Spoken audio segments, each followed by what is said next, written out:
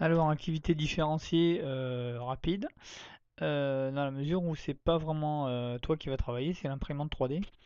Donc le but est de paramétrer l'impression de la pièce que tu souhaites. Donc pour ça, c'est assez simple. Tu vas sur l'ordinateur de fabrication, tu lances le logiciel qui s'appelle Hub Studio.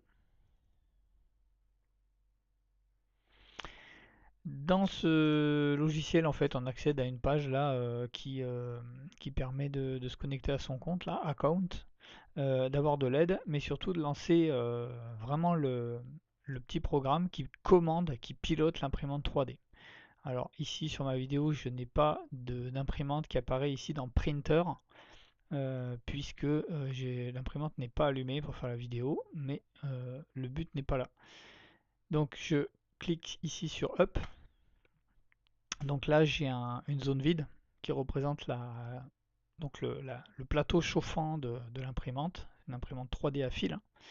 Donc j'ai toujours pas l'imprimante qui s'affiche ici. Ici j'ai des petits thermomètres là qui vont me donner une indication sur la température de la plaque, sur la température de la tête. Donc la tête c'est ce qui fait avancer le fil et qui le fait fondre.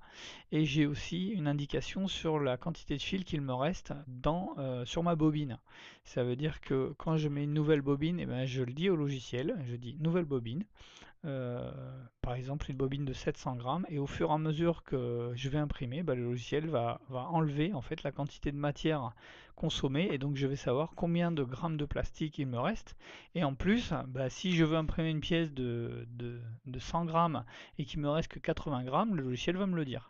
Voilà, donc par contre, quand on change de bobine, il faut bien penser à venir dans le logiciel à dire nouvelle bobine, et à lui dire quelle est la taille de la masse de la bobine qu'on met, surtout si elle n'est pas neuve. C'est-à-dire que si j'enlève une bobine, il faut que je regarde dans le logiciel. Voilà, la bobine par exemple, il lui reste 382 grammes de plastique. Je vais l'écrire dessus avec un marqueur là ou faire une petite étiquette en disant voilà, j'enlève cette bobine, mais il reste 382 grammes de plastique dessus, théorique, hein.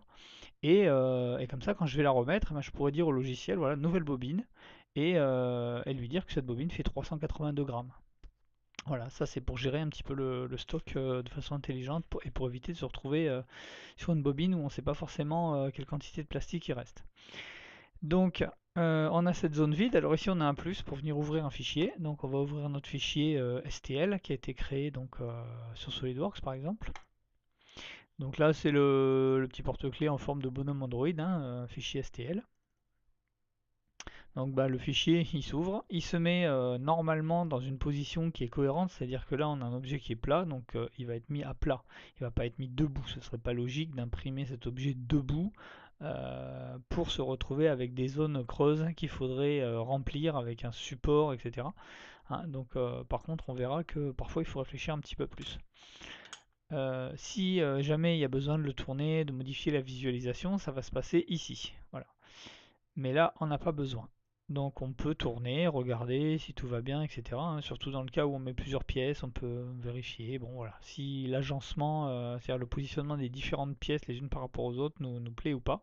Voilà, le logiciel fait ça très bien et automatiquement, mais on peut toujours agir manuellement pour forcer un petit peu et les coller davantage si on en met plusieurs.